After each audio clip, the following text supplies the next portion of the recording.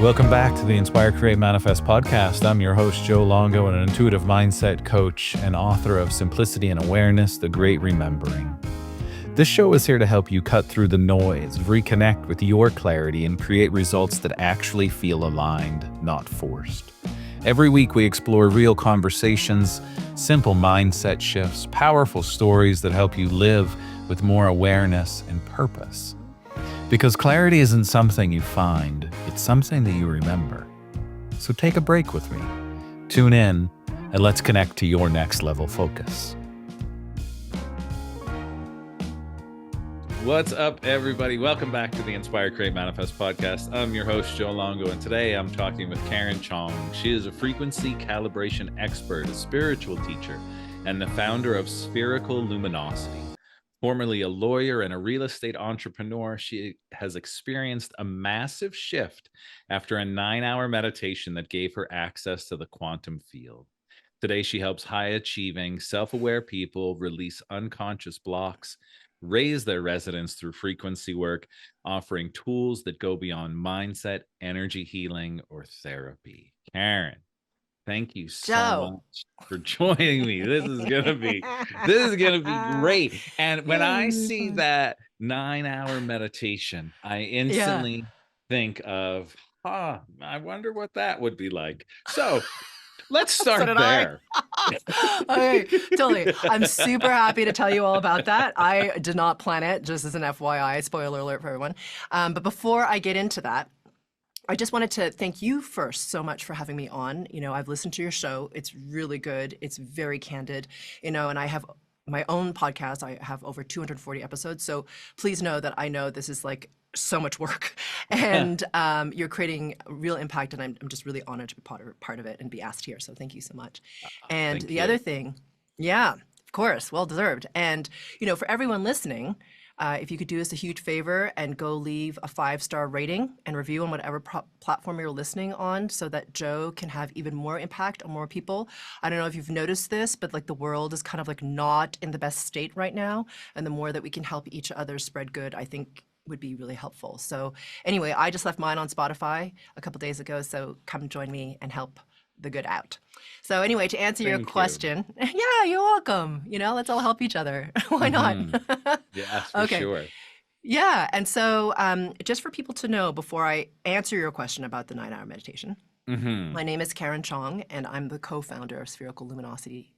And what I just want to say before I get into story is the process of awakening to the magnificence and truly the power of who you are as co-creator of your reality can be really frustrating and like totally confusing, okay, depending on what path you're on. And many people just spin their wheels focusing on the symptoms instead of really what is the hidden root of their problems. So they keep experiencing the same struggles over and over again. I'm sure you've noticed that. Yeah, the same lesson over and over. And you're like, haven't I learned yet? And you know, what I do is I catalyze your shift from the ordinary to the magic of the quantum by giving you the tools to change your frequency resonance so that the life you lead matches the life you dream of. And I've helped thousands of people in 48 countries access higher resonating versions of themselves. So not only do they feel their unlimited potential, their reality reorganizes around them. And what really lights me up is, well, really the most, is how quickly people are waking up to their true brilliance, transforming and up-leveling their lives and the lives of those around them. So I realize that for some of you guys out there listening to this, it sounds like totally like pseudo-awakened psychobabble that you hear online, but I definitely didn't start here. And most people who start with me start very far from what I just talked about. So, I mean, I get it. And if I'd heard someone say what I just did, like, when I started on my journey, I would have thought it was a big old pile of BS, and I would have been like, 9-hour meditation, what are you talking about? So I totally get it. But what I'll say is, you know, the path to the 9-hour meditation was not one that I planned. And essentially, you know, when I started my journey, I had something happened to me, which happens for a lot of people who are starting to seek, right? So for me, what happened was I had a healing crisis, and I happened to meet a man who was an acupuncturist and who could see energy. And I'd never met anyone like that before. Like, he didn't touch me, he didn't do anything. He looked at me, he told me exactly what was wrong with me. And I went from being very, very ill to very well in a very short period of time. And it started to provoke the question, like, what is there in the unseen that causes what we think is form, what we think is unmovable, unchangeable? Like, what the hell is that? And so that opened me into that search, because, we all start somewhere, and that's where mine started. And when I started on that search, I started to explore, right, as we all do, when we start to wonder, like, what is there that's more than the solid? And so for me, I started to open to more and more different energy modalities. I started to delve into the world of personal development because I'm really curious about people. And I was implementing all this stuff, like, in my business, in my life, because I'm that type of person. I'm like, okay, well, that sounds really great, but, like, doesn't work. You know what I mean? So I just started doing it because I was like, let's just try. Because to me, it's fun. It's kind of like playing. And so, life got better, business got better. But I always felt like I was hitting this, like, invisible ceiling. And I really was struggling, even though my life looked amazing from the outside. I was really struggling with my own feelings of scarcity, of not enoughness. So I would sit there every night spreadsheeting how much cushion we had before we had to sell our house and move in with my parents, when, like, our bank account was fine. You know what I mean? And I was just like, there's something, like, totally wrong with this. So anyway, as the universe would have it, I found frequency work, or it found me. And I started to release my distortion patterns. I didn't really have any expectation. Like, some people really want healing abilities, or they want, like, I don't know, spiritual awakening. I was just like, I would just like to stop the spreadsheeting. That would be amazing. You know what I mean? Like, let's just stop that. And I also was looking around, because, I was still very much in my ego mind, being like, hey, all these other people who are doing really well in their businesses, and we were doing extremely well, so that was great. But I was noticing that there were other people who didn't really seem to care as much about their clients, or weren't working as hard, and they were doing better. And I was like, how is that working? Right? And so that just added fuel to my scarcity. So anyway, I started releasing my distortion patterns, which we can talk about a little bit later. And I just felt intuitively, I was like, this is what I've been looking for. I don't even know what this is. I don't even really care, but I'm just going to keep doing this. And so, after a few weeks of doing frequency work, I didn't even notice it, but I stopped spreadsheeting. And Chris, my husband, actually said to me, like, have you noticed you've stopped doing that? I'm like, no, I had not noticed that I had stopped doing that. But it was sort of like this increasing level of freedom. And anyhow, after about, let's fast forward 2 years of intensive distortion release, because I was like, well, if this can happen, like, what else can happen? Because I'm just curious. So I released enough that I was in Sedona in a little studio, and I managed to, I didn't plan it, Joe. It wasn't like I was in there being like, and today on my to-do list, I'm going to be doing a 9-hour meditation. You know what I mean? Like, that wasn't what it was. But I sat down and I raised my resonance enough that I pierced what I call the veil of forgetting, where we forget that we are connected to everything, and that we are part of the one, and that we are consciousness having an embodied experience. I pierced that and entered the one. And in that moment, there was no Karen. There was, like, the personality of me. There was nothing but everything. It sounds like a strange thing to say, but I remember in that moment, I'm sitting by myself in this little tiny studio apartment, deep in meditation. And I remember just laughing because I couldn't believe that I'd forgotten that I was part of the one. And then I just started crying because I couldn't believe that I'd forgotten that I was part of the one. And in that experience, I perceived everything as resonance, as frequencies, as the waves of potential of the field, which to me feel like, that's how it felt to me. And I was like, whoa, this is totally wild. And when I came back from that 9-hour meditation, which I didn't know that I was having, I went into meditation in the morning, and when I kind of like came back, I was like, whoa, it's dark. That's so weird.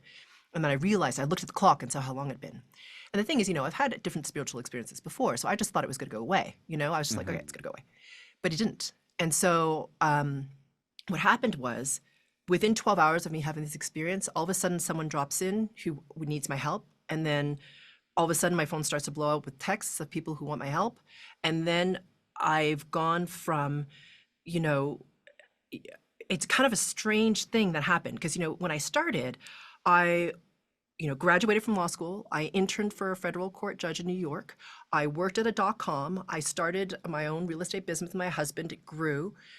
And now I'm talking here with you doing this. I mean, it's like, Mhm. like the craziness. That was the longest answer to that question, probably, Joe, for you. No, no. That's great. And it reminded me of this time that I had, because I think, right, like we don't plan of going into No, this meditation, right? Things, no. it happens. And in 2019, I was really went into this meditation space of like having Yeah. this practice. And one night I sat down, and when I was finally coming back, it was like coming back, but not knowing what I was coming back to or where Yeah. I was, Yeah. And then when I Yeah. came back, I looked in my little, I don't know if you can see it, my little like shell over there that, that we Yeah. burn Yeah. our Yeah. sage Yeah. in. And Yeah. it was the whole sage thing was done. Oh, wow. So I Yeah. don't even know how long like I was Yeah. gone for, Yeah. but when I saw, I was like, oh my goodness, like what? So I get how we can fall into those Yeah. spaces. And I also have this reminder. There's a gentleman, his name is Kyle Cease. He wrote a wonderful book called The Illusion of Money. And Uh-huh. in that book, he talks about, what if you meditated for 8 hours a day? Uh-huh. People would think you're crazy. Yeah. But when we go to work for 8 hours a day, it's normal. Yeah. Yeah. So it's like thinking, like, what would that be like? Because then I often thought of, what would it be like if I just set my alarm and today I'm going to go to work, but my work is going to be an 8-hour meditation. I haven't Mm-hmm. done it. I Yeah. haven't done Well, it that's a on really purpose, long but time. right. But thinking in that kind of way, and like, it's Yeah. normal for us to get up, put our clothes on, hop in our car, Yeah. drive to the office, be there for eight Totally. hours, and then come Yeah. home. But when do Yeah. we do that just Yeah. for ourselves to see what? Well, I totally agree because we are really under the illusion of separation where we believe that we have to like do a prescribed set of steps that, the generations before us have told us basically we should do, that our cultures tell us appropriate, that our religions tell us that we have to do in order to be worthy of whatever you think you want. And because we're in the illusion of separateness, we don't believe that everything we want is within our field. We think, most people think anyway, that the things that you want that will make you happy, that will make you fulfilled, whether it is abundance, whether it's spiritual connection, whether it's, I don't know, a more connected, fulfilling relationship, it's out there somewhere in the ether, right? And especially if it's spiritual awakening, you're like, it's way the hell out there. It's like up Mhm. there somewhere with, the ascended masters or whatever. But the funny thing is, like just as you experienced in your meditation, when you're going into this profound place that is not in linear time, because when I scan you, you weren't in linear time anymore. You'd enter the resonance of the eternal now. And the eternal now is the resonance of everything happening all at once, which is beyond linear time. It's beyond space and time. It's where everything is unfolding all at the same time, which our brains can't possibly understand. It's too high in resonance. So when you enter that space of the eternal now, that's when you start to bridge into the oneness and you lose track of linear time because it's not bound by linear time, like the way we think of it. Linear time is completely a human construct. And so it's really a way for our brains, which are amazing. I'm not denigrating the brain. I'm not denigrating our humanness because it's glorious. But your Mhm. brain can't possibly process everything happening all at once. It's not possible. Your brain cannot compute at that level. You as consciousness can, but your brain can't. So what we do as humans is we take this eternal now, which is everything happening all at once, and we compress it into linear time. It's kind of like, if anybody's really into music, if you go to a live performance, there's all this stuff in the music, right? Because it's being played for you live, all the instruments and all that sort of stuff. And then they record it. And if you listen to it on something like vinyl, or if you listen to it in CD, they capture a lot of that field of sound. But when you compress it into an MP3 so you can send it over your phone, there's much less information. They have to reduce the amount of information in order to be able to send that over wireless, right? Well, we Mhm. do the same things with our minds. So in order to be able to even process time, we flattened it into linear time, past, present, future. So someone like you who's gone into a meditation where you lose track of time, you're not in present moment time, like you're not in linear time in the same way. Do you see what I'm saying? Your resonance rose Yeah. enough that you started to expand into this higher form of time, which is where anything can happen. Because when you're in that level of resonance, you're starting to enter that field of the one, where you start to recognize like you are co-creating everything. So there is no time and there's no rush and there's no constraint the way we think of it as humans. You know, we're always like trying to rush to make everything happen on time, and then we have to do a bunch of crap. You know what I mean? And so I'm not saying that there's no effort involved, because you are in form and you are a human and you exist in time.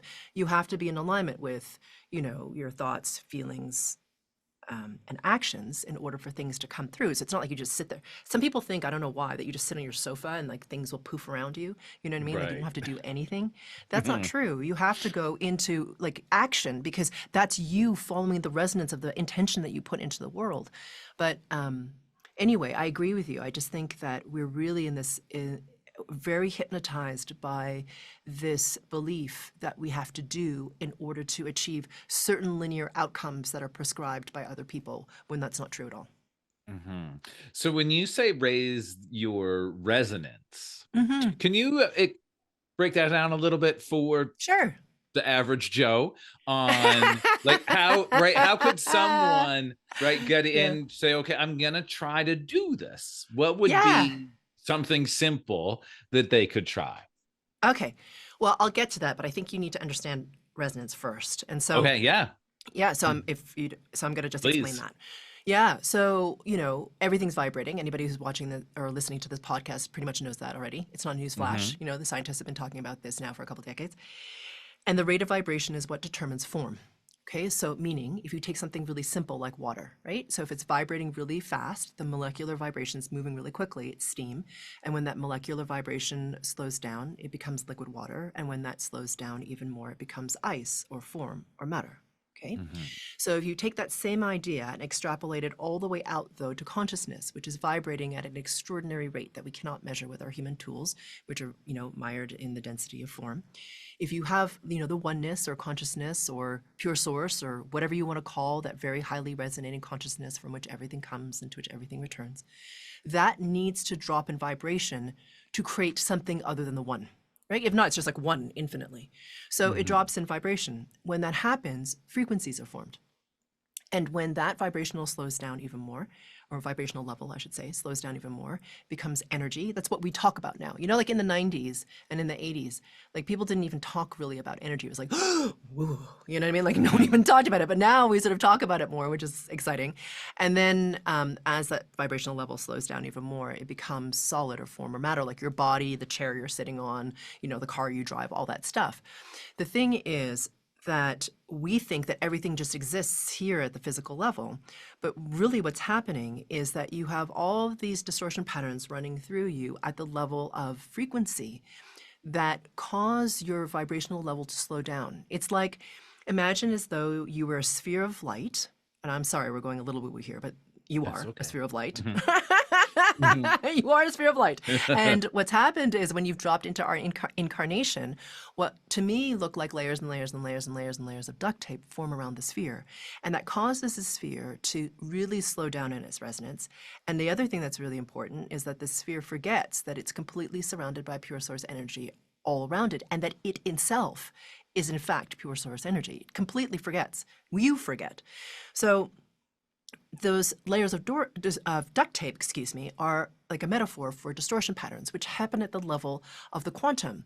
So what I do is I help you to release the distortion patterns at the level of the field. And what happens is, as a natural consequence, imagine the layers of the duct tape falling away.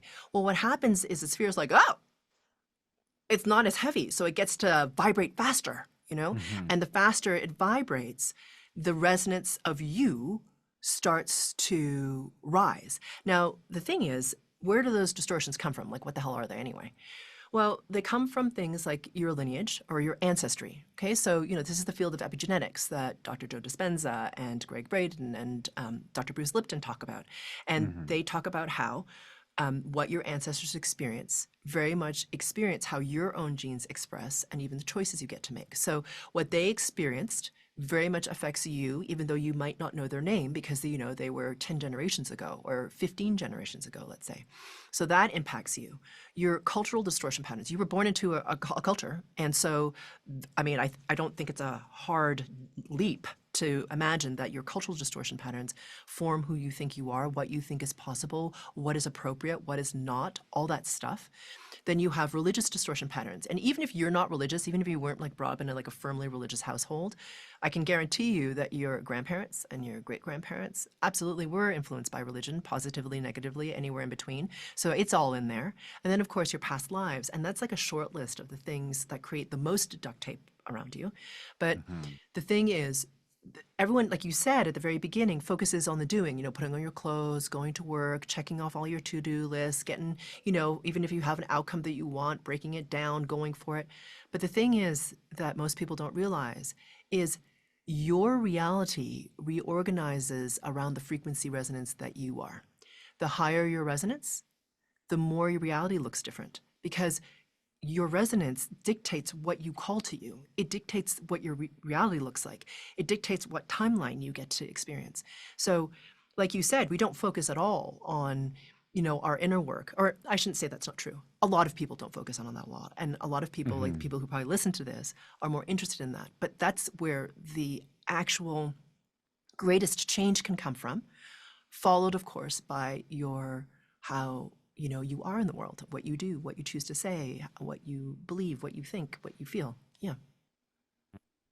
And then I would guess to say that everything around us is then upping or downing our frequency, depending on the distractions that come in. Yeah. Well, it does. Sorry, go ahead. I'm sorry. No, I was going to just say, as you were mentioned earlier about having your spreadsheets and then you noticed it falling away. Do you feel that the spreadsheet was part of a scarcity mindset that you used to have? Even though you were okay, there was still the scarcity mindset keeping you in a lower resonance, for sure. frequency. Yeah. So so the actions that you take, or the thoughts you have, the emotions you have, are a reflection of your distortion.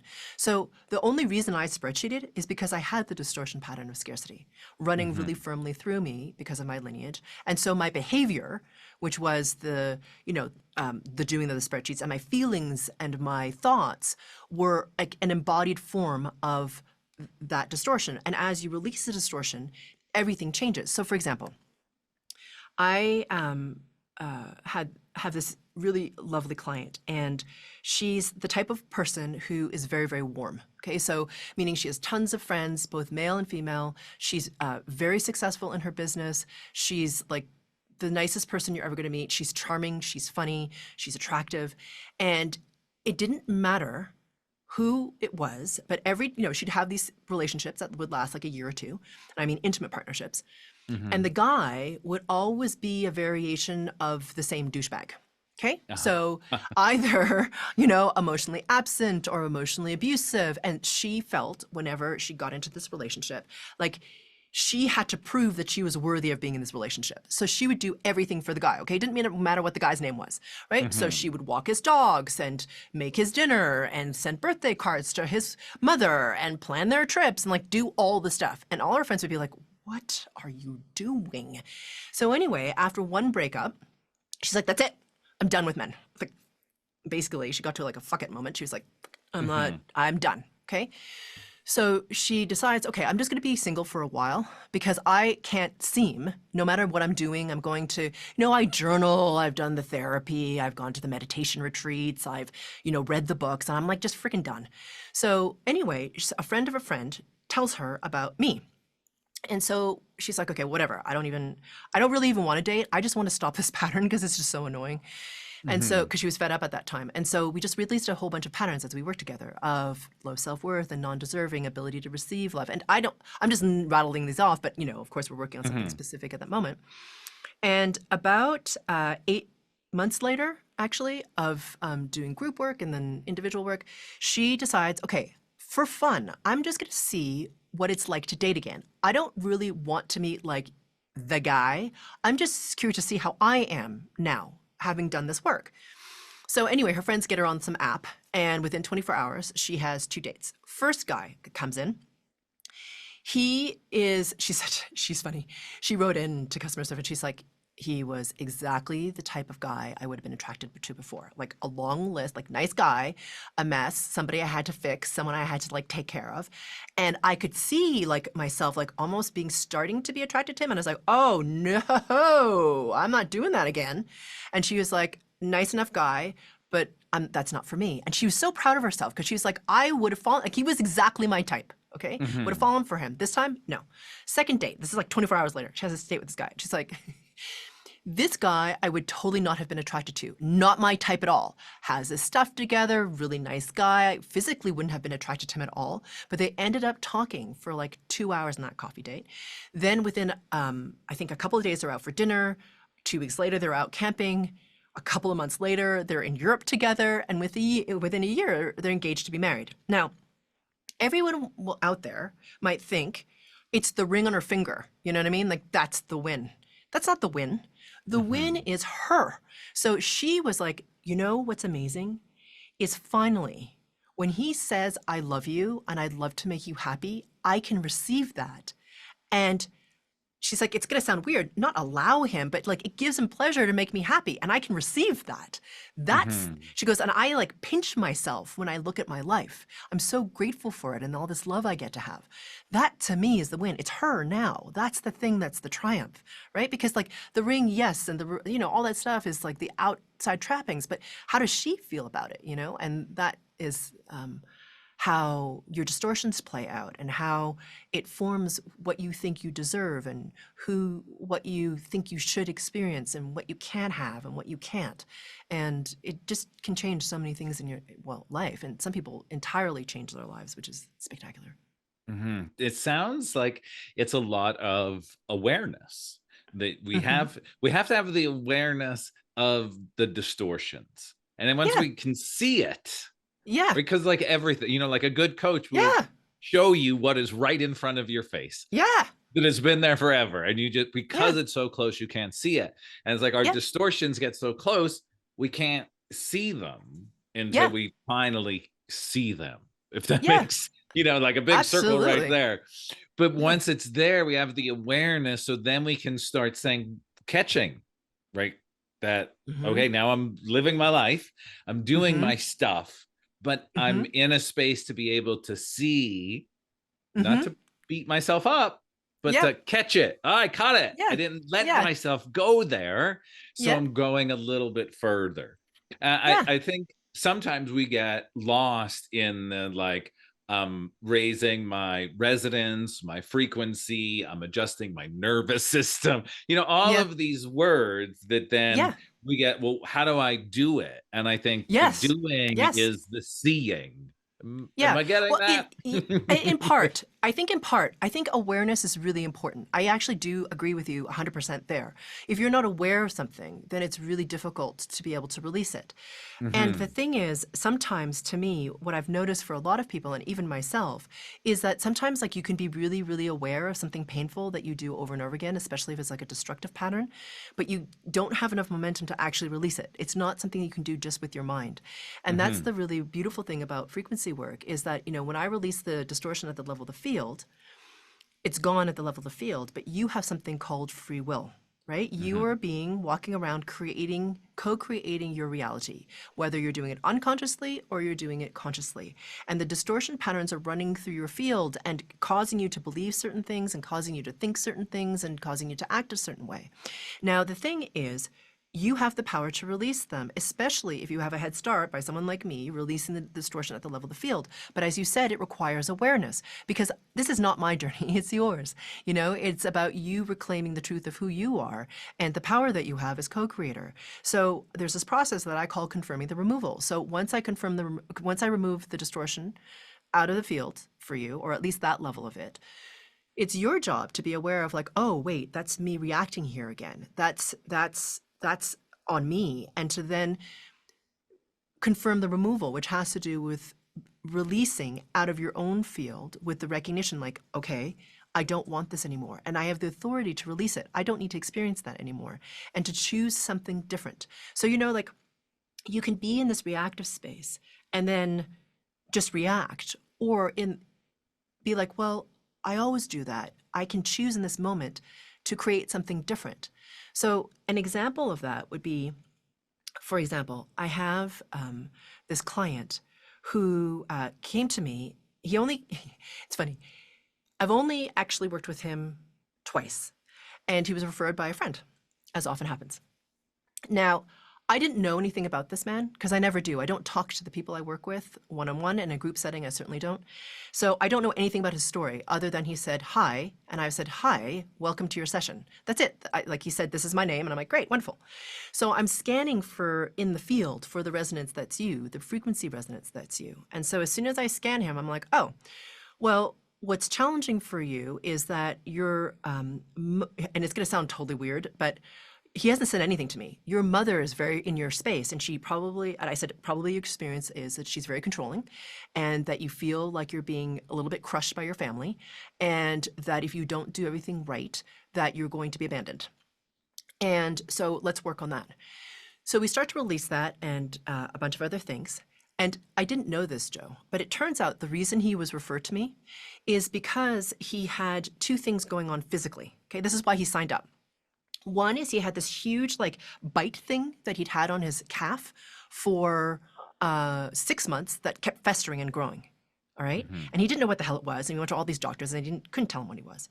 He also had such bad stomach stuff that it didn't matter. He was working with a health coach and a nutritional therapist, and he had done every diet, carnivore, keto, blah, blah, blah, releasing all the different whatevers out of his system. And still, his digestion was so bad that he was actually bleeding out of his rectum every time he went to the bathroom. And he was afraid to leave the house because he had to go to the bathroom a lot. Now, I wasn't scanning him for that. I was scanning for priority, which is what is his higher self dictating needs to be released out of his field right now first. I mean, I don't know any of this stuff, right? Within 12 hours of our session, little cyst thing disappears. Completely disappears, not there anymore. Okay, his digestive stuff goes away. And part of what he did, and part of why that worked, is because in this 24 hours where this is happening, apparently, now I didn't know any of this, of course, his mother reaches out to him. He tries to distance himself from her. Mother reaches out to him, and he decides, I don't need to jump every time she calls me or texts me. I am just going to let that not come into my field right now. I'm just going to sit in this resonance. I'll deal with her later. He's never done that in his whole life. This is a grown man in his 40s. Okay. That's how afraid of her he was. And I don't think he would say that, but anyhow, but because he did that and the work I helped him with, his field totally reorganized in 24 hours. Like, now that's not something that normally happens, but that's a very radical example of what can happen when you get a little bit of a head start or a lot of a head start from someone like me, and then you choose within yourself to be like, I don't want to have this anymore. I mean, this woman just worked on me about my mom. Like, no, I'm not going to have this pattern with my mom anymore. And so it's fascinating to me how much can change if and when we step into our awareness of our authority of how much we get to create. Your reality will totally shift around you, reflecting the resonance and the choices that you make, which is incredible. Yeah, I was going to say the two words that really jumped out for me was our authority and choices. Yeah. And the remembering absolutely. that we are infinite, sovereign, creative beings. Right? Exactly. And we have this authority when we remember that we actually have it. Yeah. And guess, from my perspective, guess what's clouding your remembering? Your distortion patterns, because they're like filters running in front of you. So imagine if you're looking at this beautiful sunset, okay, and over a beach, let's just say. But instead of just seeing the beautiful sunset, you see like through a filter of, well, you're a photographer, you know this, right? So say there's a filter that like warps the focus, and there's another filter that's yellow, and there's another filter that's brown, and there's whatever, and now it becomes really warbly. And so now when you look at the sunset, you think that the sunset is like a dark sky, you can't really see the sun, and the water is all weird, you know what I mean? That's what you see. So that's what you think the reality is, but it's not. What you're looking at are your distortions. You're not actually seeing what's there. And so that, by the way, is not just the sunset, it's you, like how you see you and how you see the world. And the funny thing is, even if your best friend's standing next to you and you're looking at exactly the same sunset, the filters, the colors of them, the opacities, what it does in terms of what you see is going to be different. So what triggers you isn't what triggers them because the filters aren't the same. You know, because you could be like, oh my God, she totally pissed me off. And they're like, I don't really understand why you're overreacting, but okay, I'm supporting you. You know what I mean? Yeah. That's great. I love the analogy. This month, I've been talking about, I have a little Inspire, Create, Manifest community masterminds, and we've been talking about focus. And what if, there's smudge on your lens? Yeah. We've all taken a picture and it's been out of focus. Yeah. We can take the picture again, right? We have that choice to wipe the smudge off. But we first have to recognize that the smudge is there. Absolutely. Yeah. And the weird thing is that we always focus on the freaking smudge, right? So there could be like clear, like beautiful view through everything in the lens except for the freaking smudge. And here you are looking at it. You know, it's kind of like I took motorcycle safety classes like a few years ago, and they talked about this thing called target fixation, right? Which is like if you're going really fast on a motorcycle or in a car, if you're going to crash, if you're about to crash into something, don't look at the freaking thing that you're about to crash into because then you will crash into it. It's to look beyond the thing so that you can avoid the thing, right? It's kind of the same thing like you're talking about, right? But we're so consumed with looking at the smudge. And then we focus on it, and then we amplify it, and then we do all this stuff to the smudge, and then we spend all of our time trying to release the smudge, and then the smudge gets bigger, and then we get more upset. You know what I mean? So, right? And then we make the smudge bigger. Yes. It's like this world, right, that we're all in of social media, and you can post the picture, and 1,000 people can say, "This is beautiful. That's the most gorgeous picture," and one person says something crappy. Absolutely. And we throw away the 1,000 great comments, and we just hope. I wonder why that one person didn't like it. Who cares? Or worse, didn't like it, or I suck because they didn't like it. That's the worst. Is now you internalize their vitriol or whatever it is, and you're like, oh, now there's something wrong with me. When like as you said, 999 other people were like, that was a gloriously amazing beauty. Thank you for bringing it into the world. You know, and it's kind of amazing how we do that. Yeah, totally. Yeah, and I would have to say it all comes back to our distortions and or distractions. And I've really been on this kick of the distractions, and that they're everywhere. And oh my God, everywhere to keep us away from us.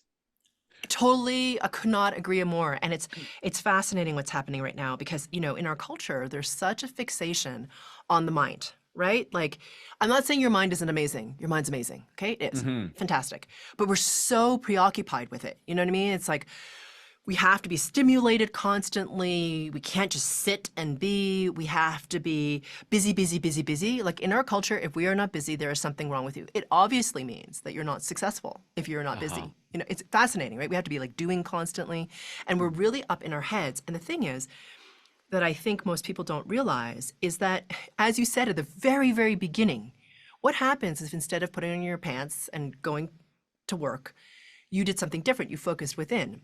My question is, elaborating on that, like what if instead of the seat of your consciousness being in your mind, on your phone, on all the things that distract you, on the little kicks of dopamine we get from looking at likes, what happens if we put that aside and start to drop your awareness into your heart space? And I don't mean that in some like really lame, like everything's amazing when it's freaking not, you know what I mean? Like I'm not saying freaking spiritually bypass the crap that's happening in the world.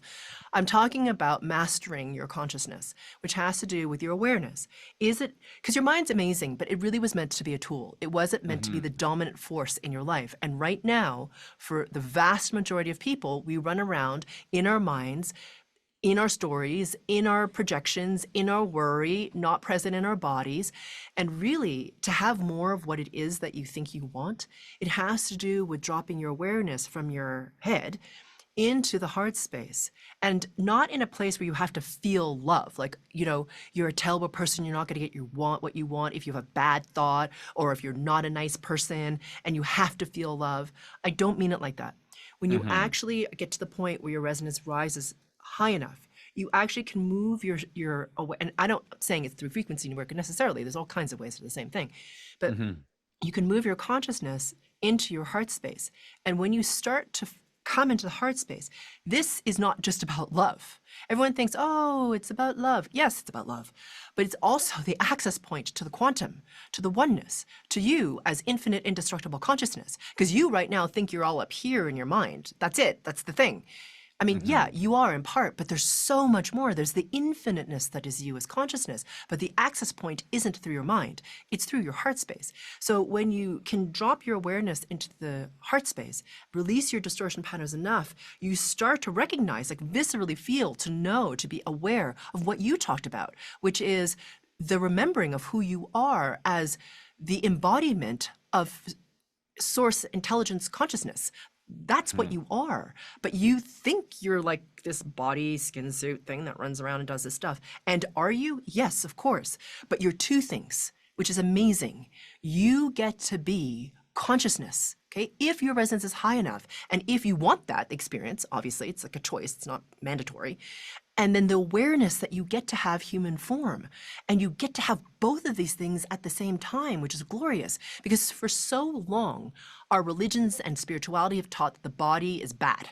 It's sinful, it's dirty, it should be negated. You really are trying to lift out of your body so you experience you as, you know, this magnificent thing. I'm like, hello, you are both. Why did you think, do you think if you were consciousness that's infinite and indestructible, you would choose to have an embodied experience only to like just try and leave it? You know what I mean? Like you incarnated into form. It's actually extremely difficult to create density. It's actually extremely difficult to create form. Why do we know this? Because 99.999999999% of everything is actually quote unquote nothing. It's not nothing, it doesn't have form. You know what I mean? So the rest of that is form and you get to have it. So that's the amazing thing about having form. And as you said, to like come to this awareness of like who you are as this incredible being. If you choose to remember that you are consciousness having this embodied experience. That is so good. So good. And it really it takes us back to funny distortions, how the simplest of teachings from just about every major, Yep. we'll say religious figure told us Sure. the simple thing. Oh Go yeah. within. Oh, absolutely. It's been the distraction of everybody that's been then spreading right the messages that it's Don't out even get me there, started. even though Don't even get me this started. the simplest teaching from all of them was it's right inside of you. You Yeah. have it already. Yeah. If you Yeah. go there. Yeah. Go within. The divine is within you. I mean, honestly, like, right? That's like the core message of Of every all of them. great prophet in every religion. And it's kind of like, it's fascinating. We could go on and on about this, Joe, but I agree with you. Yes. It's like, it's just a simple message. And I don't know why as humans, we're like, oh yeah, that seems easy. We'll just ignore that. We'll do all the complicated stuff. Right. And you know, it's like, and then we'll kill each other over it. That'll be amazing. Right. We chose to come here, right, to play the game. Yeah. To agree to forget that we're playing the game. Yeah. To ignore the simplest path to winning the game. Yeah, pretty much. We've already won if we can remember that we've already won the game.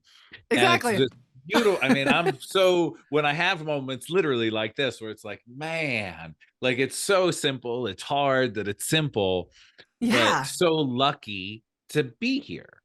Yes. And I keep coming back to this wonderful Alan Watts quote where he says, the meaning of life is simply to be alive. And we forget our aliveness and trying to figure out what's the meaning for being here. To be here. To be here. Yeah. And I would add to that, it's like to be alive and to get to create what you want in the world as a reflection of the resonance that is you. You are consciousness embodied. You are co-creating everything. What do you wish to create in this lifetime?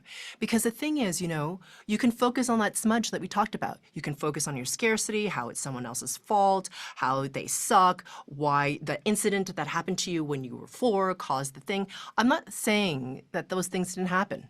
They happened.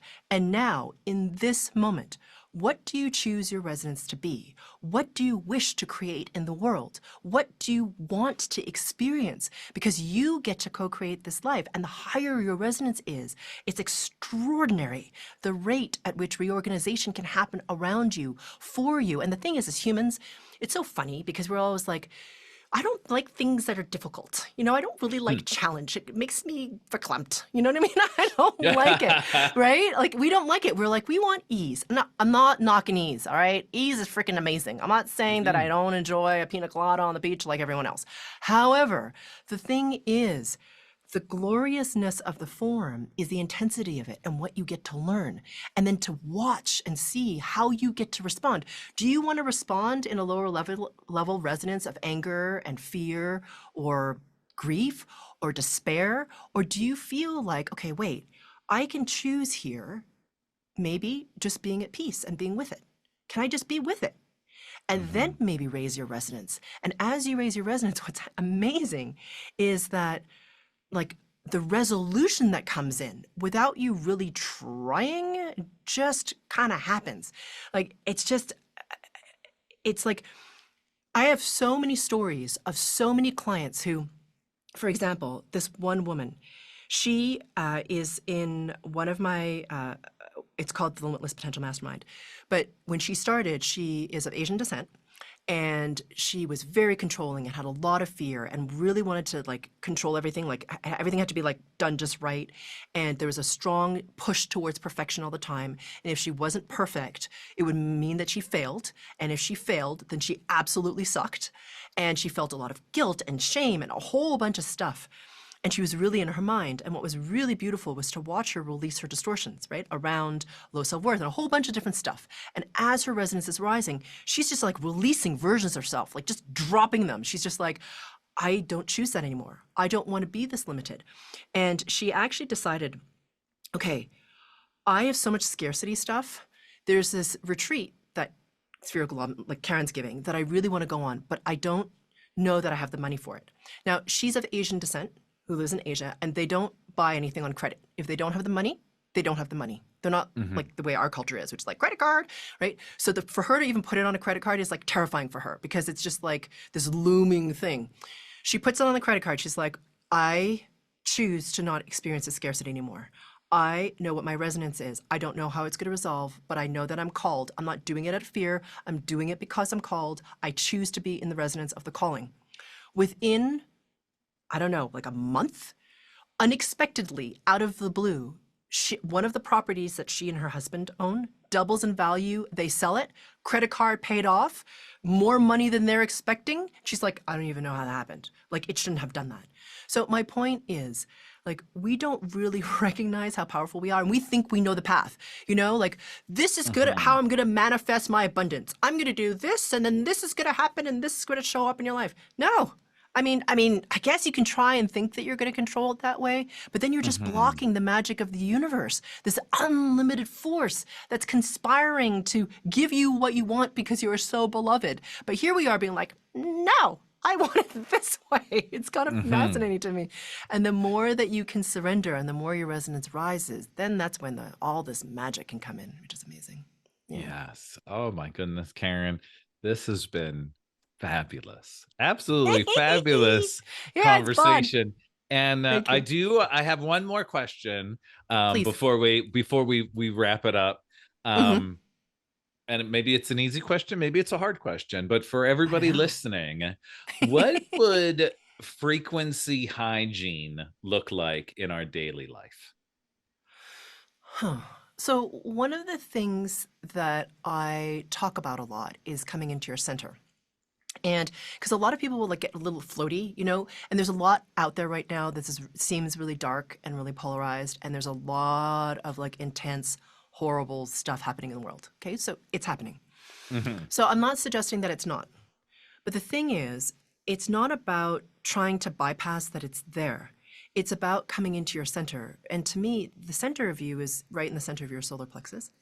And there's a really powerful practice I do about just coming into your center. So being aware of your center, being aware of this moment in linear time, to breathe. It's helpful if you're doing it out in nature. It's helpful if you're doing it moving, you know what I mean? So if you're going for a walk or walking your dogs or whatever, usually people put on their phones, you know what I mean, or headsets or whatever, or I should say put on their headsets and listen to their phones is what I'm saying, and they listen to a podcast or they listen to music. But actually, the practice of being really present with what is without the distraction of the mind, moving and preferably in nature, is extremely grounding. You can do this like a couple of times a day. And by doing this alone, this practice alone helps you to come more into the present moment of linear time and into your center. And when you do that, that's when you have the most authority, like the most ability to influence your reality. Because you're not up in your head, projected out into the worry of the future. You're not like scattered in a million directions thinking about whatever and whatnot. And you're not in the distraction of someone else's world in your phone. You're actually centered in yourself. And that's why I said to move or be out in nature. And the movement is because it makes you aware of your body. I mean, like I know there are a lot of people who walk around with their phones, but generally, I mean, they can bump into things or get hit by stuff or whatever, and that's not being very present. So movement, because you're in your body, helps you. Being out in nature totally will ground you. So that's a very small thing you can do to help you. The other thing is to be aware of your feelings. So if you notice that your resonance is dropping. So how do you know when your resonance is dropping? Well, you feel crappier, right? So you're more worried, you're more anxious, you're more stressed, you're more angry, you're more feeling despair, you're like, feel powerless. Okay, that's a pretty low resonance state. Or even if you're just bored, okay, because that also can be a low resonance state. What is really helpful is to do something that I call, give yourself like frequency resonance snacks throughout the day. So you just set your phone for random times, and you can do things like I give a GFC or one of my group frequency calibration after every one of my episodes. I have over 240. Just pop one of those suckers on. They're free. You can listen to that. You can do something like read something inspirational, like something that uplifts you. You can listen to a piece of music. You can watch something that helps you feel more expanded, but that you have to be a little bit careful that you stay present. But whatever it is, something that like makes your heart sing. Do you know what I mean? Whether it's dancing in your kitchen, listen to something funny, like whatever. It doesn't matter what the thing is, right? It doesn't have to like be a big thing. It's just something that makes you feel better. If you do that throughout your day, whatever number of times feels good to you, just sit on your phone. It could be 2 minutes, right? I mean, you can go outside and look at the sky, even if you're in an office building, and just be like, oh, there's the sky. It's amazing, right? How long did that take? 2 minutes. Go back. You know what I mean? So if you do this during your day, you will start to be more centered, be more present, and your resonance will naturally start to rise. That is beautiful and simple. I love it. And for our friends that are listening in the cities, you like Karen just said, you can simply go outside and look at the sky. You don't have to say, well, I don't have nature. You do. There might be a pavement there, but just go outside. So no excuses are allowed. Karen, thank you so much. I'm going to link all of every way to contact you in the show notes. And I believe you said you have a surprise for our listeners. Yes. Thank you for asking. And as I mentioned just now, I have over, 240 podcasts. And like I said, it is such a labor of love and act of service to give a podcast. I deeply respect how constantly you're giving your audience massive value. And so I've been inspired to do that too. And for everyone listening, I have something really special and something, like you said, that I put together for your audience. I'm going to give you, I'm really excited about this, my Resonance Reboot Bundle. And it consists of 3 incredibly powerful goodies that I'm going to give for free to your listeners. But before I give you the specifics, let me just explain who this is for. So if you're someone who wants to remove the blocks that keep you stuck and learn the tools to raise your resonance to live a life you never thought possible, like we've been talking about in this whole podcast, then this is for you. Because right now you might feel like you're doing all the things, right? To try to move yourself forward in that one area of life, and you're like stuck, but it gets still, it just feels like so frustrating, disempowering, and possibly even like there's no freaking hope. And what you really need is what you've been saying, Joe, also in this podcast is to raise your resonance so that how empowered you feel and what your life actually looks like can shift. And that's exactly what I'm going to help you with. So there are 3 awesome products in the Resonance Reboot Bundle. The first one is the Frequency Accelerator Group Frequency Calibration. So this is a guided meditation with frequency work designed to begin to raise your resonance, which is what you asked about, right? You can listen to this sucker, you know, if you're feeling down, which is critical to start breaking down the invisible ceiling that you've been hitting, for synchronicities to start to happen and to allow your perspective to shift and your intuition and self-awareness to grow. It's only 20 minutes long, super easy to put on. So the second and third parts of the Resonance Reboot Bundle are things that I normally only give to paying clients. And these are 2 video workshops that actually amplify each other. So number 2 is what I call emptying your teacup, making way for the new, because you're so full of your expectations, your assumptions, your stories, your wounding, all the things I refer to as distortion patterns. It's hard to have space for the new, right? So it's about like cleaning off the little smudge, you know, and people have paid $99 for that. And the third thing is stability, growth, and opportunity in chaos, which is specifically designed to help you find centeredness, unexpected opportunity, and growth, even in what seems like really dark and polarized times. And I think we could all use that right now. And that one's valued at $4.99. So between the 2, that's almost $600 in value for free, just for your audience. And you literally cannot find this bundle anywhere else online. And ultimately, my hope is this will help you to finally create momentum so you can really start to live a life you never thought possible. So if you want access to the Resonance Reboot Bundle, just find me on Instagram and DM me the word reboot111.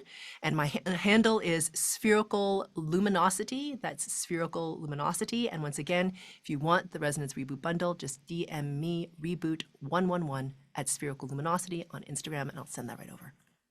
Wow, this is awesome. I can't wait. I'm signing up. And I'll make it real simple for all of the listeners. There'll be a link that will get you right to Karen's Instagram, and all you have to do is send that simple DM. So thank you. Thank you so much for your time, for everything that you shared. This may have been the fastest hour that I've had with someone in a long time. Thank you. For everyone that is listening, thank you all for being here, and we'll be back really soon. Have a great day, everybody.